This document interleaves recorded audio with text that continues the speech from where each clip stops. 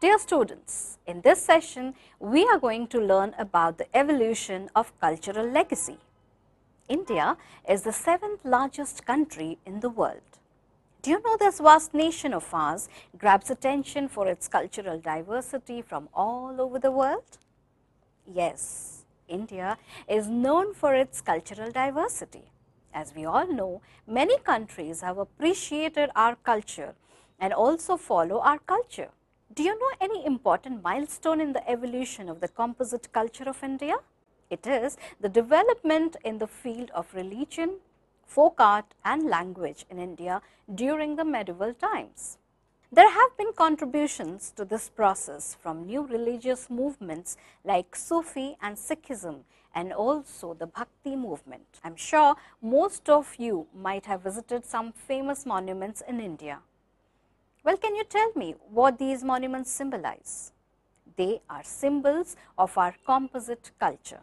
You know, various religions in India, including Islam, have influenced each other. Another important aspect of Indian culture is the development of various folk arts which are characteristic of different regions. The different regional languages spoken today also have an interesting history of their own. When the Muslim invader first came to India, they decided to settle down. They embraced of our culture and a mutual exchange of ideas and customs took place through ideas, speech, manners and intellectual outlook. After this session, we will have a clear picture about this topic. So students, let's together now learn about our cultural evolution. This short video will guide you to learn about the vast composite cultural evolution of our great country, India. Society during medieval times. We shall now discuss about our Indian society. The Indian society was categorized in 4 major groups. Do you know what they are? They were aristocrats, the priests, the town people and the peasants. Let's first have a look at the aristocrats, which included the Sultan, the members of his royal family, the noblemen and the landlords. There were also the Hindu kings, his trusted men and advisors, merchants and bankers. As we all know, these were all powerful people who had all the wealth and power at their disposal. They lived a life of luxury and privilege. Do you know who took the lead in all this show of wealth and power? Well, the sultans, of course. Whenever a new sultan came to the throne, the khutbah or sermon was read out in his name and coins were issued in his name. He had many officers and servants at the royal palace at his disposal. We know that when somebody is rich and powerful, the person around them tries to imitate his style and show off their wealth.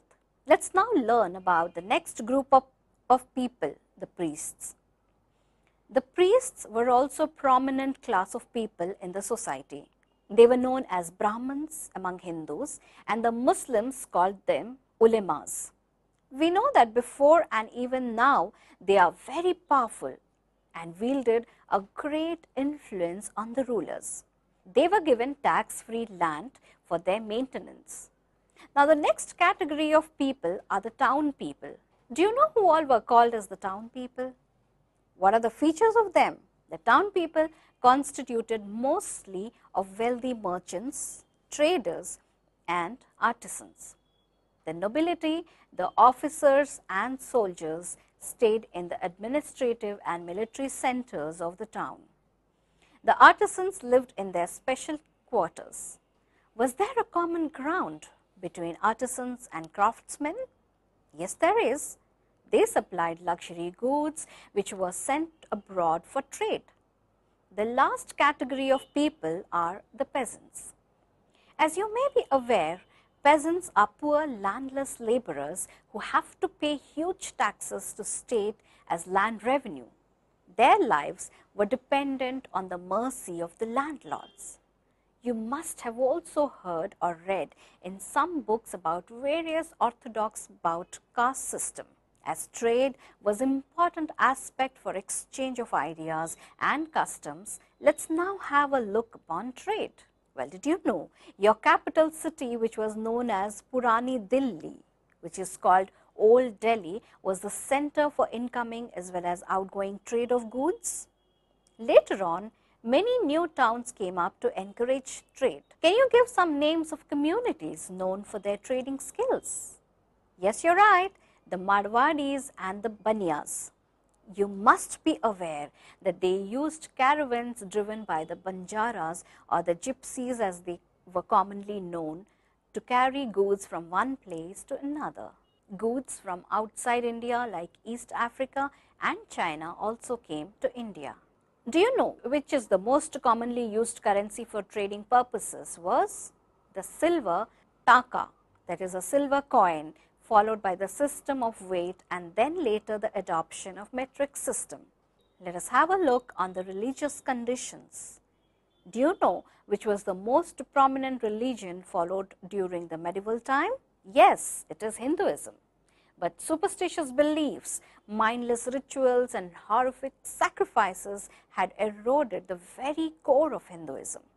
As we all know, the lower classes were ill-treated by the priests and the nobles in the name of religion. Then Islam came like a breath of fresh air. The coming of Islam challenged the social patterns of society and led to the emergence of the Bhakti movement. Political and cultural situations in India during medieval times. Let us now learn about the political and cultural situations in India during the medieval times. To start with, we will have a look upon the political background. As I have already said that Delhi was the main city from where the entire foreigner who crossed the Indian shores later on ruled the rest of India. The foremost among them were the Mamluk Turks. They were followed by the Khiljis, Tughlaqs, Sayyids and Lodhis who ruled northern India till about the year 1526. Now, let's see about the sultans. As we have already learned in previous section, the sultans were very powerful. The sultans ruled behalf of the Khalifa and Caliph, who was considered spiritual and temporal head of the Muslims. In the year 1707, the Delhi sultans were replaced by the Mughals, who initially ruled from Agra and then later moved to Delhi. We all know about the great political leader Sheikh Shah, an Afghan ruler who challenged the Mughal ruler Humayun and ruled Delhi for about 15 years. During Sheikh Shah's reign, many outstanding achievements were recorded. Do you know about Sarak-e-Azam or Grand Trunk Road? Yes, this road was constructed during the reign of Sheikh Shah. This great monument extended from Bangladesh to Pakistan and run through Delhi and Agra at a distance of 1500 meters. Amazing, right? I'm sure that you all must be aware of the great Emperor Akbar, don't you? He was one of the greatest Mughal rulers in the history of India. He discouraged racial, religious and cultural discriminations and made sincere efforts to foster harmony among the people. As we all know, Akbar was a Muslim ruler, but he developed friendly relations with the Hindu rulers through matrimonial alliance. Akbar was a great patron of art, architecture and learning. He was a secular-minded monarch who encouraged learned men from all religions. Now, when we talked about Akbar, do you know who Birbal was? Yes, we all know who Birbal was. He was one of the wisest ministers of Akbar and he was Akbar's favorite. Akbar's religious policies was followed by his successors but abandoned by Aurangzeb. Let us have a look upon the reign of Aurangzeb. During his reign, endless wars took place in different parts of the country which resulted in the disintegration of Mughal Empire. Can you guess who ended the power of Mughals? The Marathas, Nadir Shah and Ahmad Shah Abdali and the Sikhs destroyed the last bastion of the Mughal power. Do you know, during that time India was the biggest exporter in the world and had great wealth? But India lacked everything in modernization. Cultural development. Now let us learn about the cultural developments. As we all know, art and architecture flourished under the Mughal rulers. A new style called as the Indo-Islamic style was born. They built beautiful gardens and palaces. Can you give me an example of one such popular garden? Yes, you're right, the Shalimar Gardens of Lahore, which is now in Pakistan. I am sure you must all know of the famous Vrindavan garden in Mysore, which was inspired by the Mughal gardens. Another two splendid examples of Mughal architecture are the famous Red Fort in Delhi and the Taj Mahal in Agra. Do you know what numismatics is? Any idea what it concerns? Numismatics is the study of coins, which is the major source of information in any period in history. What does the coins teach us? Well, the coins tell us about their designs, calligraphy and mint marks, which gives us interesting information about any particular period in history. The rise of Bhakti movement. Let us now come to the third topic of this session, the Bhakti movement. Do you have any idea about this revolutionary movement? The Bhakti movement became very popular among the artisans, craftsmen and traders in the towns. The people in the villages also flocked to listen to the preaching of Bhakti saints. Their teachings openly challenged the rigidity in religion and the objects of worship. The Bhakti saints did their entire teaching in local vernacular language to make it accessible to simple village folks. The Sufi saints and Bhakti saints shared many common thoughts and practices. Their essential belief was in the need to right with God. The Bhakti saints belonged to various backgrounds, but mainly from the lower castes. They lay stress on the need for tolerance among humans and religions. Can you name some of the Bhakti saints? The first and foremost is Guru Nanak. Have you heard of his name? Yes, I am sure you have in many books and articles. Guru Nanak, from a very young age, Guru Nanak preferred the company of Sufis and saints.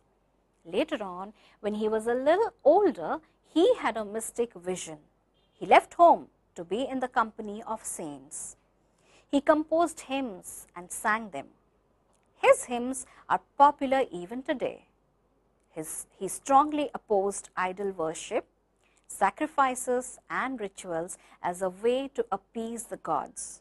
Then comes Raman Raja. Raman Raja was a South Indian and he taught in the language of the common man. Another famous saint was Ramanand. Ramanand was born in Allahabad and educated at Varanasi. He strived to rid the Hindu religion of its evil customs and practices. He wanted people to know all men were equal in the eyes of God. His followers came from all walks of life. The next famous saint is Kabir. I am sure you all must have heard of Kabir. His dohas are sung like bhajans at temples and religious functions even today. He wanted to preach a religion that was accepted to all. Then enters Chaitanya Mahaprabhu. He was a devotee of Lord Krishna. Though he was a Brahmin, he condemned the caste system and emphasized the fact that all were equal in the eyes of God. Last but not the least comes Mirabai. I am sure you all must definitely know this Lord Krishna devotee. She would go into a trance while singing in praise of her Lord. Popularity of Bhakti movement. Why did Bhakti movement become so popular among the people? One of the main reasons for their popularity was that they challenged the caste system and the malpractices of Brahmins in the name of religion. The guru or spiritual leader was supposed to be a person who provided people with hope, strength and inner courage. He was capable of leading people on the right path towards realizing God. The guru offered pahul or sanctified water to his shishya or pupil, who meant that he was accepted a disciple on march to godliness. I am sure you must have noticed similar features in the Bhakti movement. The Bhakti movement emphasized oneness of God. There was no discrimination in the basis of caste or gender. Do you know the important feature of a Bhakti movement? It is the intense personal devotion to God with an emphasis of good moral life. Development of cultural activities during the medieval period. Now let us learn about the development of folk arts, paintings and music. Do you know the festivals and rituals we perform today have their origins in the past? Today, we have adapted these rituals to suit the present day social environment. We all wait for the advent of the rains to bring some relief from the scorching heat. Even in the past, the advent of rains became occasions for dancing and merrymaking. As we all know, special pujas were offered in temples to invoke God's blessings. Even now, these rituals are observed by the elders in the family. Have you ever noticed how each region developed its own peculiar dance form with a local flavor?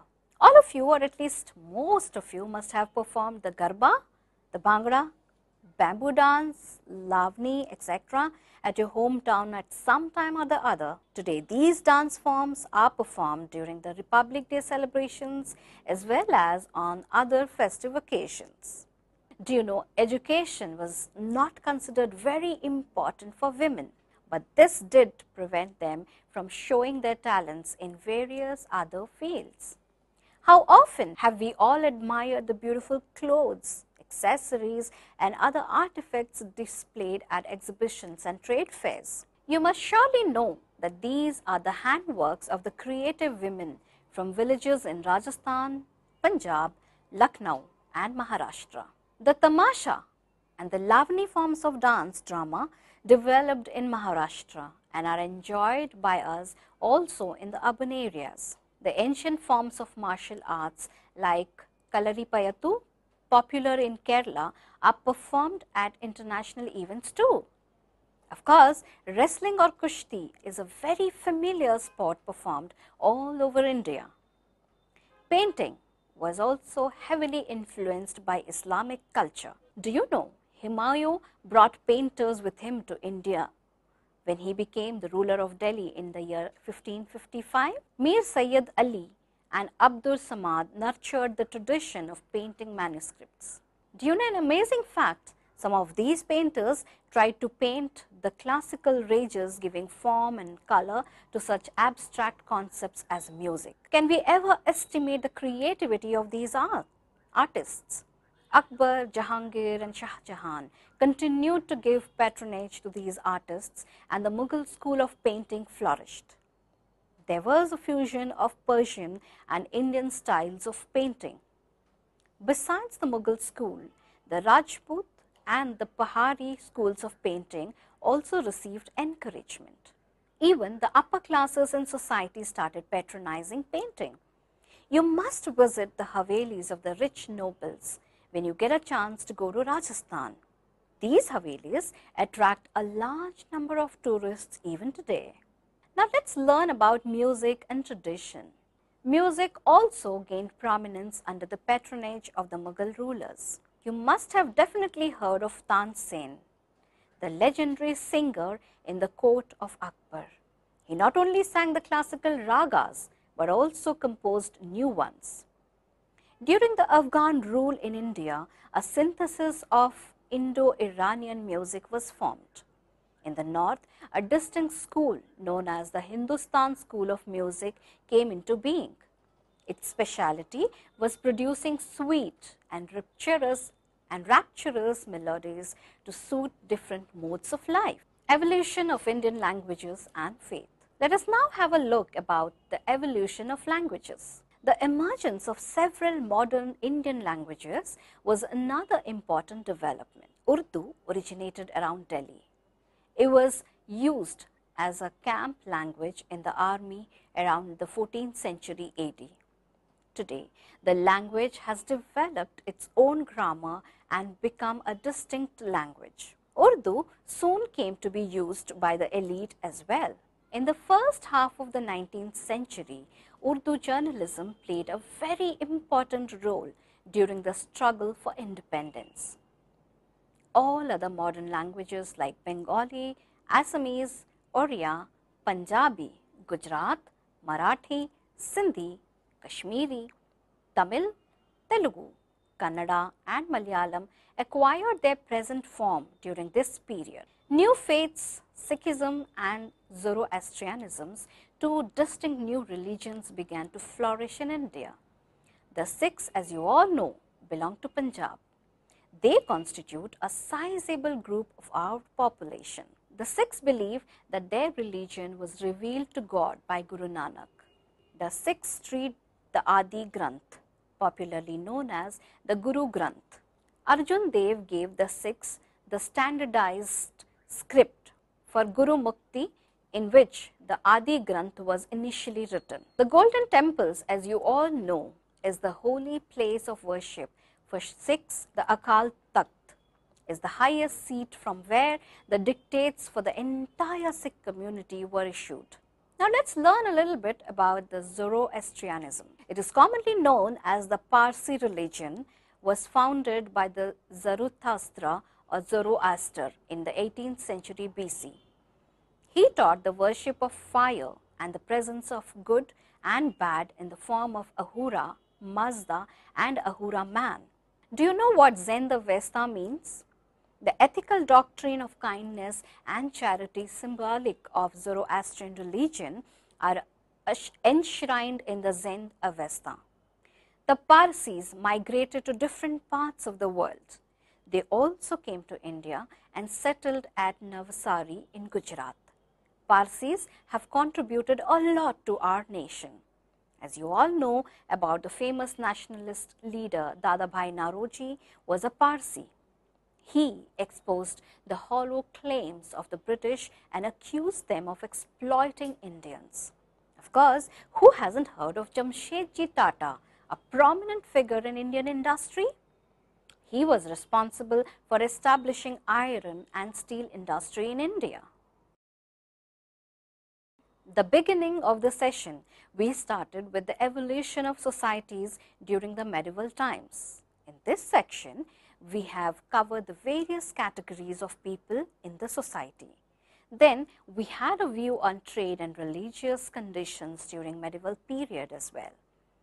We have also outlined the various political and cultural developments of the medieval period, the emergence of the Afghan and Mughal leaders and how they influenced the political aspect of our country. We also had a look upon various monuments and palace constructions during these times. In the next section, we have learnt about the importance of Bhakti movement in India. We have also learnt how the evolutions of Bhakti movement took place and what significance the movement have on Indian culture. The next section dealt with the development of cultural activities like folks, paintings and music. Last section of the session deals with the evolution of language and faith. In this way, the resulting cultural assimilation gave Indian culture its characteristic multidimensional, multilingual, multireligious and yet composite culture. Hope this session has brought to you a clear picture about evolution of composite culture legacy, and hope you have had an interesting session.